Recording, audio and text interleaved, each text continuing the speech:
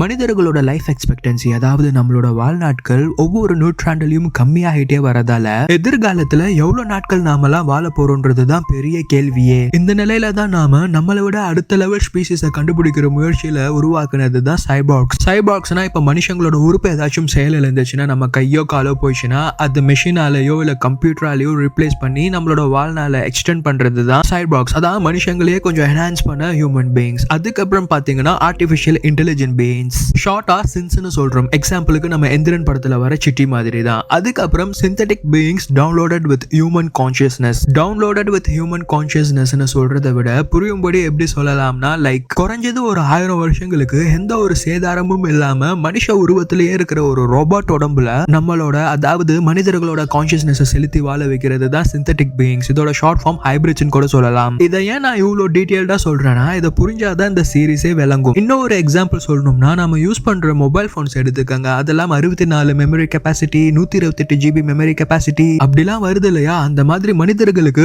Unlimited capacity and brain functionalities இருக்கு. ஒரு காலத்துக்கு அப்புறம் வயசாகி நம்மளோட உடல் சோர்வடைந்து செயல் இழுக்குது தவிர நம்மளோட பிரெயின் ஃபங்க்ஷனாலிட்டிஸும் அண்ட் மெமரி கெபாசிட்டியும் எதுவுமே ஆகுறது இல்ல. அஃப்கோர்ஸ் ரியல் லைஃப்ல இதுக்கான ரிசர்ச் இன்னும் போயிட்டு தான் இருக்கு. 100% சயின்டிபிக்கலி ப்ரூவ்டுன்னு சொல்ல முடியாது. பட் பெரிய பெரிய ரினவுண்ட் சயின்டிஸ்ட் எல்லாம் மனிதர்களோட ஆற்றல் ஒரு எட்டர்னல் தான் சொல்றாங்க. எட்டர்னல்னா லைக் எண்ட்லெஸ்ன்ற மாதிரி. இந்த கான்செப்டை நல்லா அண்டர்ஸ்டாண்ட் பண்ணிக்கங்க. இதை மையமா வச்சு தான் நம்ம இந்த சீரிஸை கவர் பண்ண போறோம். ஸோ நெக்ஸ்ட் பார்ட்ல இருந்து நம்ம கதையை பார்ப்போம். இந்த கான்செப்டை பத்தி நீங்க என்ன நினைக்கிறீங்க, உங்களோட தாட் என்னன்றத கமெண்ட்ஸ்ல ஷேர் பண்ணுங்க. நானும் படிச்சு தெரிஞ்சுக்கிறேன்.